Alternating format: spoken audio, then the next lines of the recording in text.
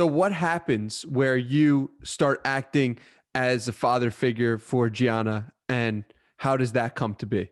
I would say the same as my grandparents in a sense where like you love somebody so much, it doesn't matter. You do whatever you have to do. So my grandmother told me when I was in high school, you better get your shit together because I love my daughter, but she's not going to be capable of raising her. And, her father sucks too. And G's dad left her in February 2001, left my mom and G high and dry. Didn't tell them he was leaving, nothing. Motherfucker bounces to Texas. Took all what little money they had. He took it all. Now, my thing was always on that. Listen, parents split all the time. It sucks. But like, you have a 1.5-year-old who did nothing wrong. So he goes to Texas. Excuse me. He goes to Texas, and then I'm in high school. But my mom still had it somewhat together. So then we moved back to the city, and I was doing so much with my sister. But by the time we got to like 04, I definitely took much more of a role. My mom started to get back on drugs. She was probably clean 4 or 5 years. Then she got back on around 04, 05-ish when G started kindergarten.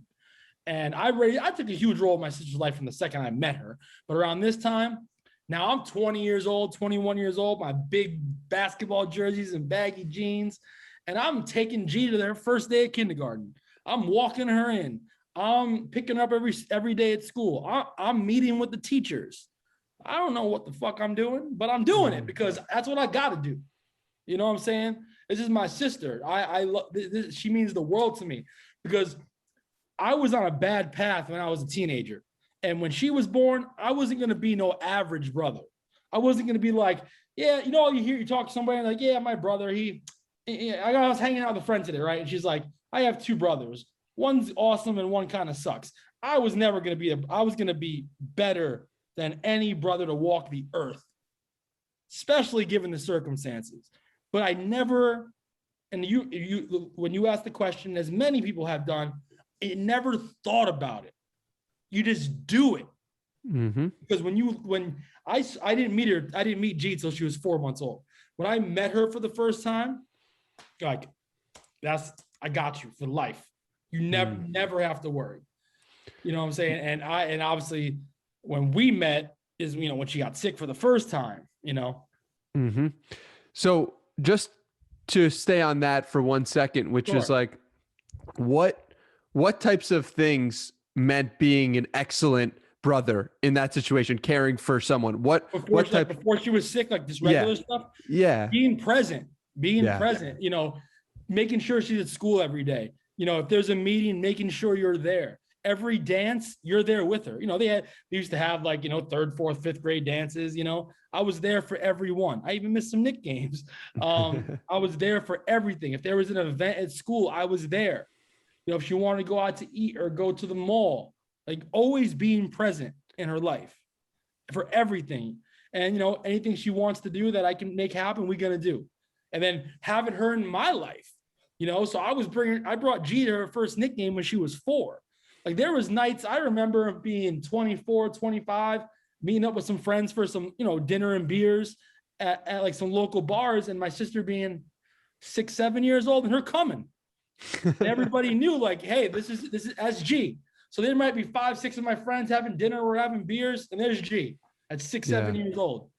It's just what it was, man. It just, and everybody knew the situation. Yeah. My grandmother was getting older. My grandfather had passed a while ago. My mom at that time was living in a shelter across the city. So like, that's, if I got to ghost, if I got to go on a date, maybe there's a chance G's coming with me. It's just how it is. It's being present. It's always being there, never letting that person down, And would you give that same advice to anyone who's a parent or trying to like is in a similar situation? What type of advice would you give them? Just being present. Just like it's tough. And also like I didn't ask for this. Like I wasn't like it's not like I was married and it's all right, we're gonna try to have children. She was born when I was 15. But when I took a lot of responsibility, I was 20, 21. Dog, at 19, 20 years old, I'm like going out in the city 3, 4 times a week. And then when I had to take more of a role, that all had to stop. And I didn't care. Don't get me wrong. I still have my fun. Don't get it twisted. But like, like I didn't ask for this, but I wanted it. Like Yeah. sometimes people would ask me in a respectful way, is she a burden? Because you have so much responsibility. No, well, in the later years, maybe there's a time you have a girl at the crib and you're like, yo, gee, go to the mall for like 2 hours. But, but no, she wasn't a burden. And some people may have thought she was. And I understand why somebody would think that. And again, not thinking it in a disrespectful way. Just like, Yeah. you didn't ask for this. This wasn't like you and a wife, making a kid. Like you took on this responsibility. I didn't have to. I easily could have just been like, hey, she's my sister. I'll take her out to eat once every 2 weeks. Or maybe she can come to the Knick game once a month. But I'm not taking her to school every day. Maybe I could pick her up once. No. I took that role. I took it very serious. Yeah. And I think that's really commendable and just very inspiring and admirable that you would take that role and step up to a challenge that you didn't even say you wanted, or it just happened. It just happened. Just like my grandparents. Yeah. Because their similar. 3 kids were getting older already. So they were chilling. They were ready to retire and relax. And then here comes Anthony. And, in a perfect world, they would have went to Walton by themselves and just relaxed. But they had no one to take care of me. So they had to step up. And that's how I was with my sister. So then I guess, should we fast forward to 2010, 2011? Yeah, sure. Where Win for Gianna takes hold. So I would say spring 2010, around June, July, there's many nights where I'd be like half asleep and I would hear Gianna vomiting down the hall. So at first I'm like, yo, gee, what's wrong? And she's only 10 years old at the time. She's like, I just been like, my stomach gets weird lately. I'm like, all right. And I'm crazy. You know what I'm saying? So after about a week of this, I'm like, she couldn't even drink water without vomiting. Oof. And it's funny because she ends up getting brain cancer. So it wasn't even like, most people would be like, oh, was she having headaches? And the answer is no, she wasn't having headaches. She couldn't put anything down. So I bring her to the hospital and I'm like, yo, she's throwing up constantly. And they give her all these tests and they say she's dehydrated. So I'm like, oh, okay, that makes sense. Bring her back home. A few weeks later, same stuff. Go to the hospital again. They're like, she's dehydrated again.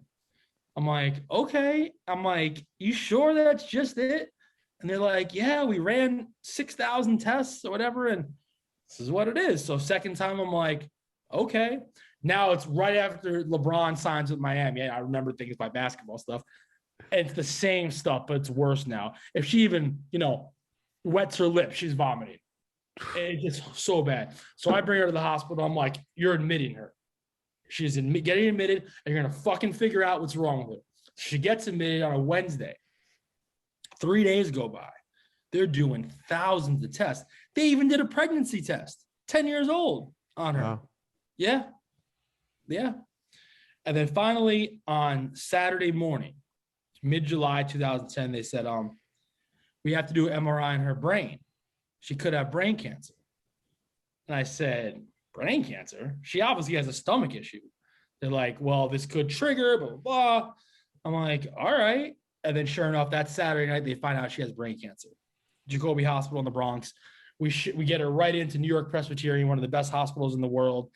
That Saturday night, that's when life really changed forever. Now, I just got out of a long relationship. I was ready to take on the city, and now life completely changed. And, my uncle was a big help. My aunt was a big help, but, I was the man in charge.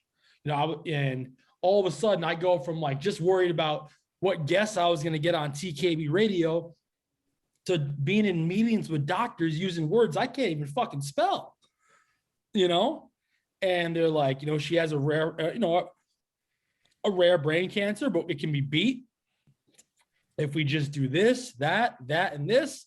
And we did that. She started chemotherapy in July of 2010. And bro, she kicked ass. She never complained.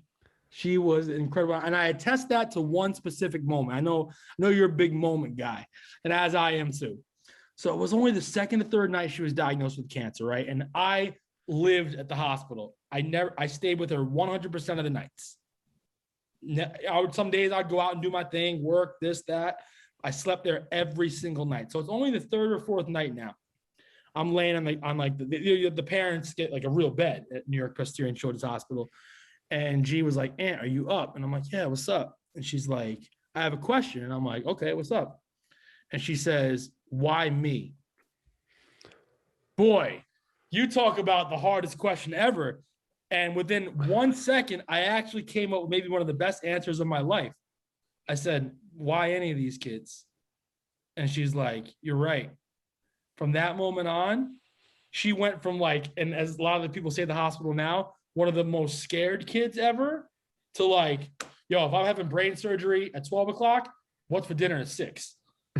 And she did it in her first cancer. She did an exorbitant amount of chemo. She did chemo from July till early December. And then they thought they had it all. They did a brain surgery on December 15th. Maybe it was the 17th, on that Friday, mid-December 2010. We knew each other already. And we actually hung out at your house a month before the brain surgery. Wow. We were hanging out. We were playing basketball at your house, and G came, because they used to let her out of the hospital here and there. She gets the brain surgery, and then after brain surgery, she still had to do more chemo. After it, then we went to Boston for 6 weeks of radiation treatment. And then February 2012, after a battle like no other, where, like I said, I lived at the hospital. I stayed there. There wasn't one night I did not sleep there. I woke up with her every day. February 2012, they said she was cancer-free. I mean, she beat it. She beat it, man, like a champ, and never complained. And then the next 7 years, it was tough, though, because, for example, I know you've been fairly healthy. I'm fairly healthy. And I said this jokingly, if G sneezes the wrong way, I had to call the hospital. Yeah. Hey, G sneezed a little funny. They're like, bring her in for an MRI, like always something. And it wasn't, like a year after being cancer-free, she had hip surgery because one thing that was really funny at the hospital was that a lot of times they would explain things to me in different terminology. So the hip surgery, I'll never forget that analogy. It was, they said, picture an ice cream cone with vanilla ice cream melting. That's her bones because of the chemo. So they had to do hip surgery in 2013.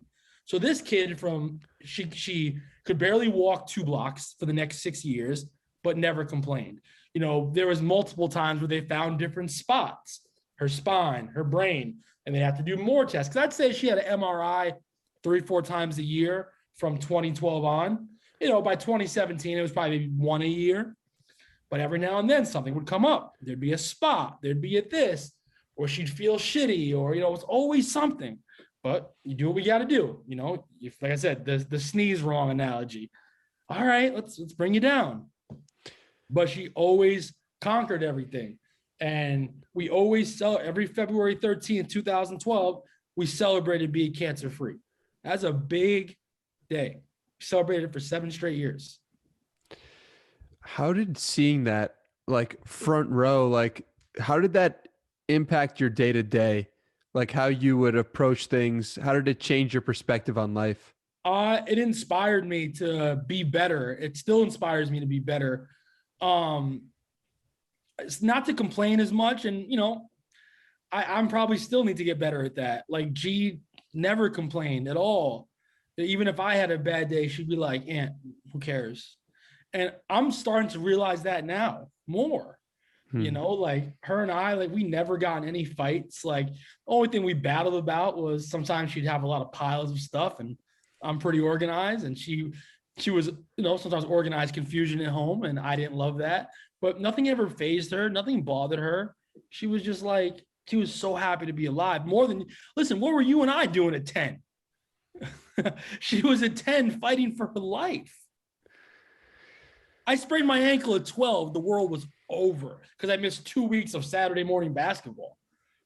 Where do you think her wisdom came from to not take anything, to just be able to brush it off? I would like to say from me, I don't like to say that, but I think from me, because I was her biggest cheerleader. So even the day she was diagnosed 10 years ago, it was we got this. And then I might go into another room and cry. Yeah. But like, I was like, yo, we got this. You know what I'm saying? And I think like, and all my friends and even everybody, like the people on social media that didn't even know her, around the world, like, and I think she appreciated that a lot. She would never be the type to put herself out there.